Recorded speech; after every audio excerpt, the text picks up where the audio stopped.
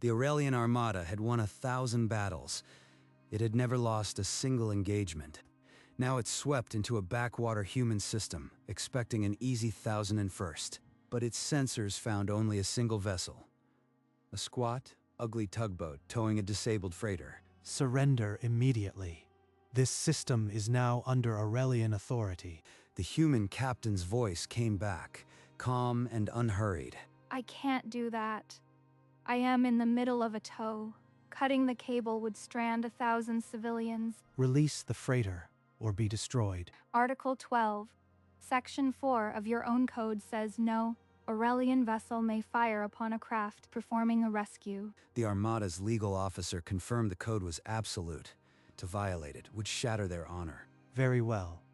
We will hold, but this changes nothing. How long? At current speed, about 9 hours. The freighter's hull is fragile. You will release it now, or I will consider this an act of defiance. Defiance, I am just doing my job. These are evacuation pods. I won't risk 1,000 lives. Then, I will declare your rescue a hostile operation and fire anyway. Your own legal precedent says otherwise. The code doesn't make exceptions for impatient admirals. Quiet. On the Aurelian bridge, the Admiral's officers exchanged glances, some impressed, others uneasy. Admiral, our legal database confirms her interpretation. Article 12 is absolute. Forcing a release would be a violation. Fine, we wait. But I want continuous surveillance on that tug and freighter. Every transmission, every power fluctuation. The Golden Armada settled into a blockade. Engines idling, weapons still hot but silent. 1 hour down, 8 to go. Just keep it steady. For the next 2 hours, nothing moved but the creeping drift of stars. Charlotte allowed herself a glance at the secondary display, its screen casting pale blue across her lap. Still transmitting. No alarms from the Armada's sensors. Good? Aboard the flagship, Subcommander Girath combed through the passive sensor feeds with meticulous care. That harmonic buried in the freighter's emissions. It's too rhythmic for background noise. The pattern was almost buried, a faint rhythmic pulse that didn't match any known civilian system. She tagged it as a low-priority anomaly and moved on, but a quiet instinct refused to let go. I've learned not to ignore my gut. I'll keep an eye on it. 2 hours down. The relay's still clocking, steady as she goes. On both ships, the waiting stretched on, neither side aware of what had already been set in motion. I am done with this waiting. Run a deep scan of the freighter. I want to know what they're hiding. Admiral, a deep scan could be interpreted as a hostile act. It might give them grounds to protest. Let them protest. The code requires we not fire. It doesn't require we be blind. Do it. On the mule, a soft alarm pulsed. Charlotte's hand moved to a control labeled Tau Winch. They're probing. Time to muddy the waters. Activate the jammer. A low-powered jammer embedded in the freighter's hull woke, spraying a false echo of scattered debris. Girath's console lit up with a confused burst of sensor data. The freighter seemed to be venting gas and metal fragments. Admiral, the deep scan returns are consistent with a damaged hull venting particulate. Nothing unusual, but that particulate pattern is too uniform. It's masking something. Keep analyzing. I want a team dedicated to that signal night and day. This human is hiding something. The third hour brought restlessness. Crews across the Armada watched the unmoving tug and grumbled. Aboard the cruiser Starfire, a junior gunner's patience snapped. A warning shot lanced past the tugboat's bow, close enough to scorch paint. They're cracking. Stay steady. Crew of Starfire, stand down immediately. Any further violation will be treated as mutiny. Across the fleet, weapons powered down. The gunner's captain was relieved of command, a public humiliation. Respect for Valor's iron grip mixed with simmering resentment. The Armada's unity was fraying. While they're busy saving face, open the throttle on the relay. 60% seated. That outburst bought us an hour. Admiral, the signal just intensified. It's adapting. This is no malfunction. Valor stared at the sensor data, a cold weight settling in his gut. The waiting was a weapon, and he was losing. In the flagship's tactical bay, Sub-Commander Jireth's team worked through the 4th hour, refining their filters to peel away the jammer's false echoes. Admiral, we've isolated a repeating data stream buried under the particulate noise. It's not static. It's a deliberate broadcast. A broadcast? To whom? And what is its content? Valor opened a direct channel to the tugboat, his voice a blade of ice. You are transmitting a signal. Cease immediately. What is it? Probably just static from the old engines. Relax. I will cut that tow cable myself if you don't explain this instant. Then you'll violate your own code and prove you have no honor. Your call, Admiral. Valor's hand hovered over the firing control, but Jireth's quiet headshake from her station broke the moment. Decode it. Now. Whatever it takes.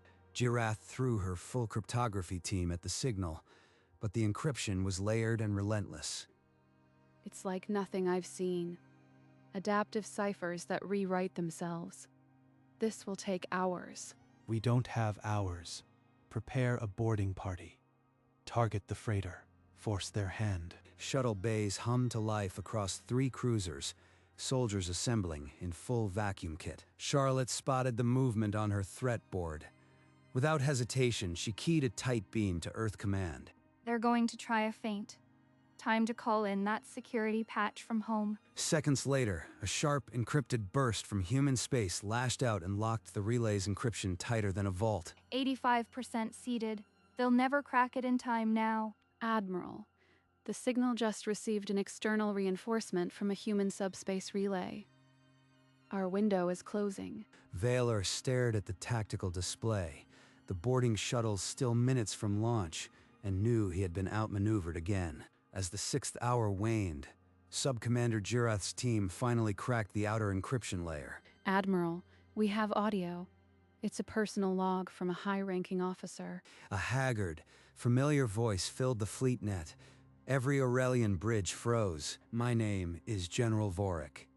Our 1,000 victories were a lie. Worlds had already surrendered before the Armada arrived. We staged battles for glory. The honor code was the weapon that kept them compliant while we rewrote history. Admiral Valar staggered, his hand gripping the armrest as the confession looped. It's feeding into every ship's internal broadcast. We can't stop it. The confession spread like fire through the fleet net, unstoppable and damning. Valor felt the cold weight of 1,000 lies crashing down. The truth was out. Valor's voice cut through the looping confession, raw with desperation. Target that freighter. Fire everything. Now. Admiral, no, that would violate Article 12. We would become the monsters this recording describes. A murmur of agreement rippled through the bridge crew. Weapons officers removed their headsets and sat back. I am your commanding officer. Obey me. I will not pass that order, and neither will anyone on this bridge. You know why? Valor's face contorted. He drew his ceremonial sidearm, the ornate metal shaking in his grip. Jireth stepped forward, placing herself between the Admiral and the weapons console, her voice steady. If you fire, you prove him right. We are not that. Not today. The bridge fell utterly silent. Valor stood alone, the weapon heavy in his hand, and for the first time in 1,000 victories, no one moved to follow him. Now, time to end this. She keyed the wideband transmitter, patching directly into the Armada's own fleet net frequency. Attention, Aurelian Armada, and all subject worlds. This is Captain Charlotte Reyes of the Tugboat Mule. Your undefeated streak ends today. Not by battle, but by truth. The rescue you've been watching for 9 hours. It was your last chance to preserve your honor. Your own general just confessed. The 1,000 victories were staged propaganda. Worlds had already surrendered. On the Aurelian bridge, officers listened in stricken silence. Valor's sidearm clattered to the deck. The broadcast flashed across subject worlds. Giant public screens showed Vorik's confession, and crowds gathered in stunned silence. You ask how a single tugboat defeated you.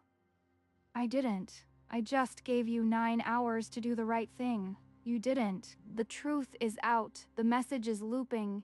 Your empire's reputation is finished. What happens next is up to them. Charlotte released the transmit key and sat back, exhausted as the undefeated Armada began to crumble under the weight of its own lies. Within minutes, reports flooded in from across the Aurelian Empire. On the capital world, crowds gathered before the palace, tearing down golden banners. Puppet rulers fled their palaces, their escape shuttles clogging the skyways. From a dozen systems, defiant transmissions flooded the fleet net. Denunciations from long-silenced species. Valor watched the fleet net fill with rebellion, each message a weight added to the silence around him. So this is how it ends. Not with a battle, but with a broadcast. Jirath, still at her station, looked at him with something that might have been pity. It ended the moment we started lying, Admiral. The tugboat just pulled the trigger. Valor's shoulders sagged. He didn't answer. Through the flagship's viewport, the first Aurelian cruisers drifted away from formation, their transponders switching to civilian channels.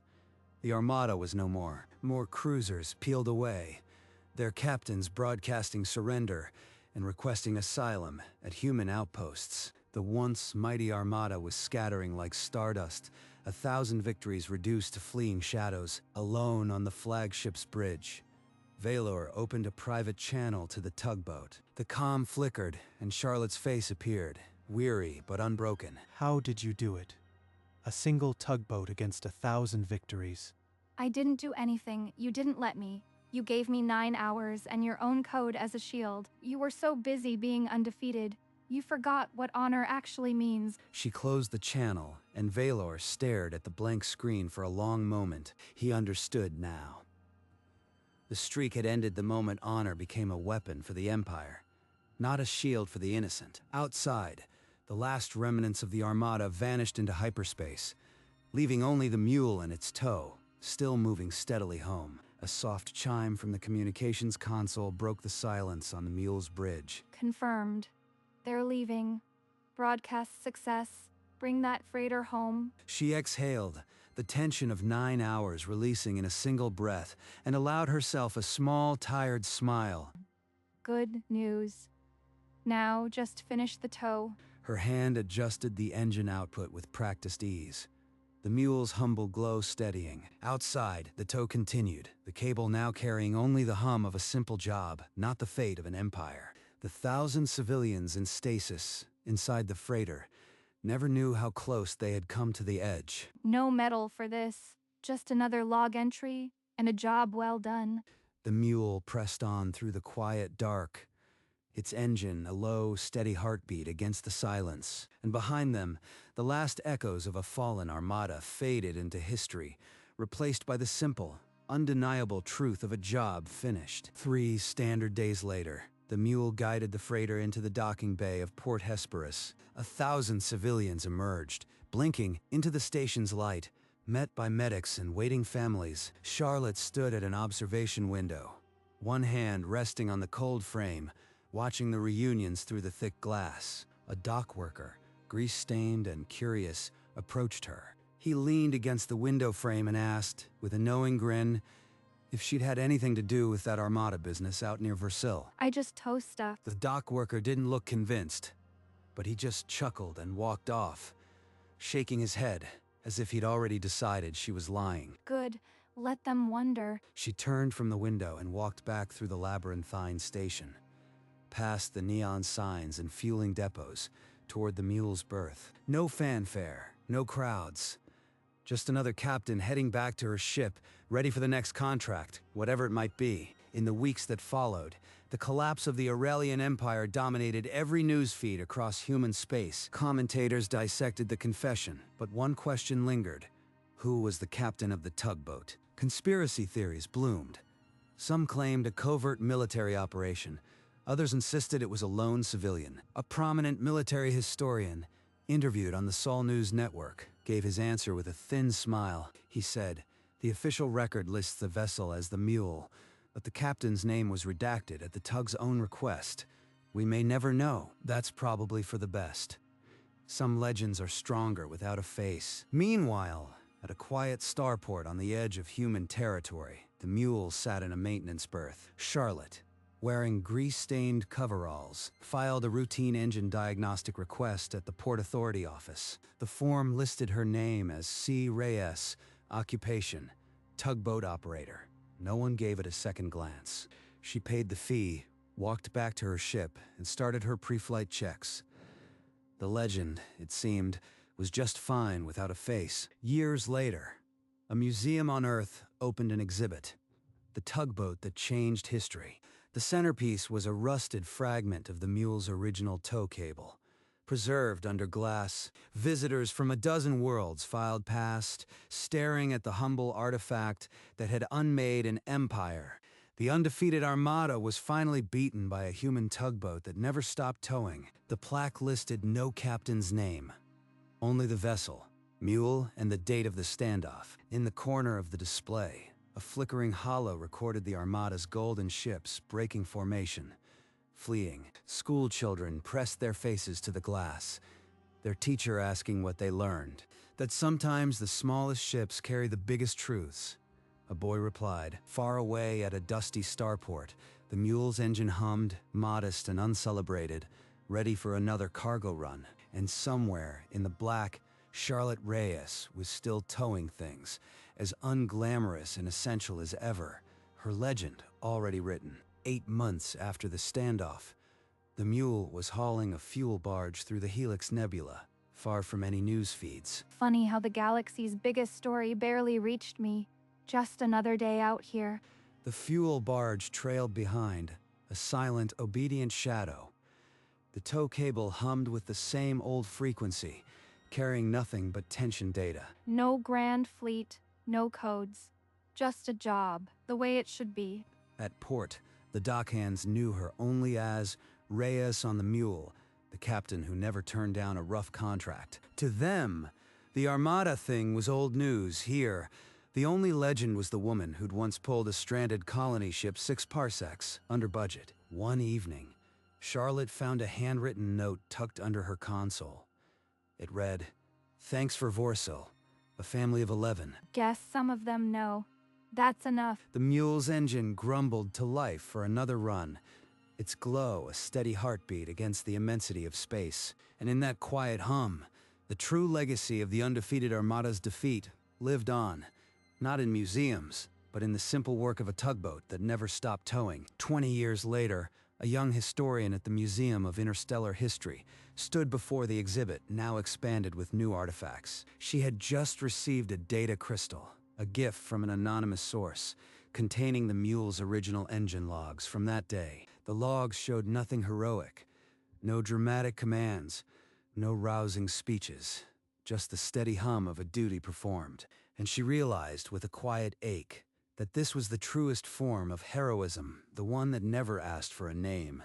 Light years away, the mule's engine still droned, older now, repaired 100 times, but never replaced. Charlotte Reyes, gray now and slow-moving, still answered hails from stranded ships in her corner of the galaxy. They still need a tow. They'll always need a tow. And I've still got a good engine.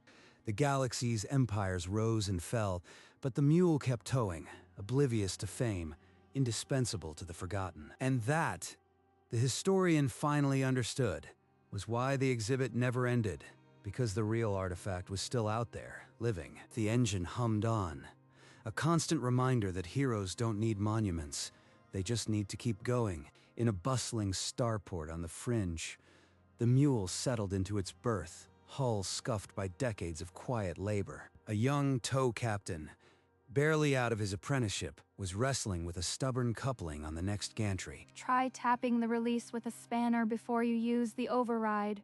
She's just stiff, not broken. He blinked, followed the advice, and the coupling clicked home.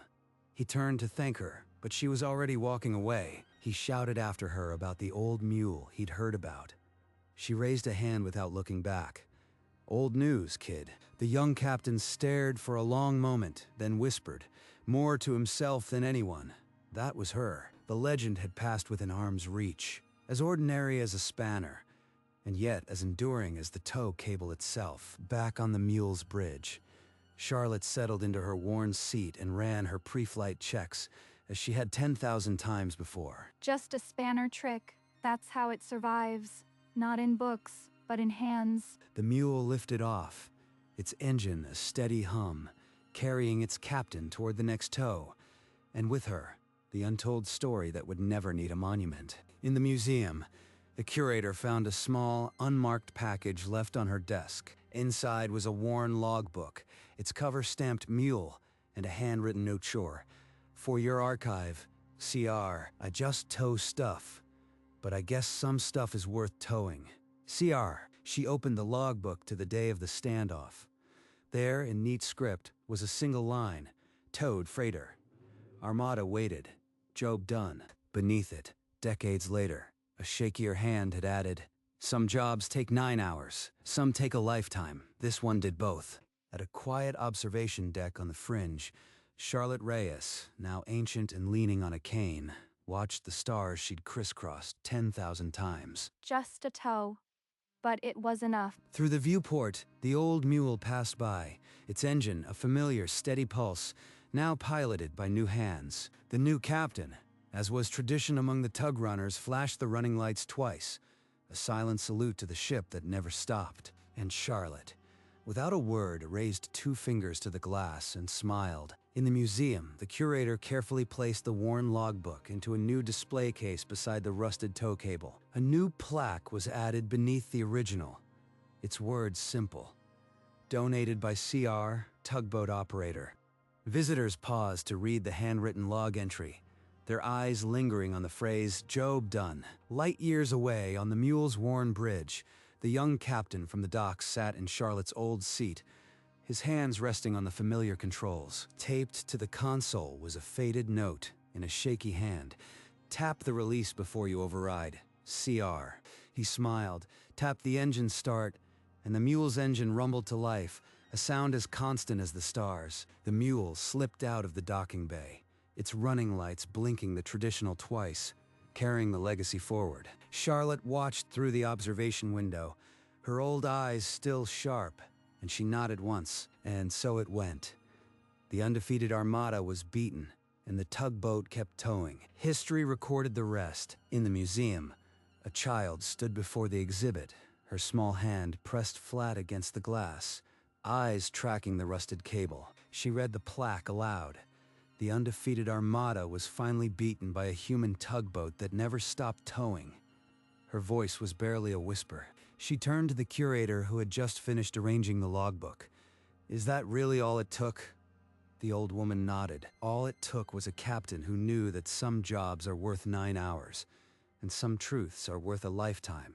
Light years away, the mule cut through a nebula, its engine a steady pulse against the starfield, towing a new barge toward a distant port.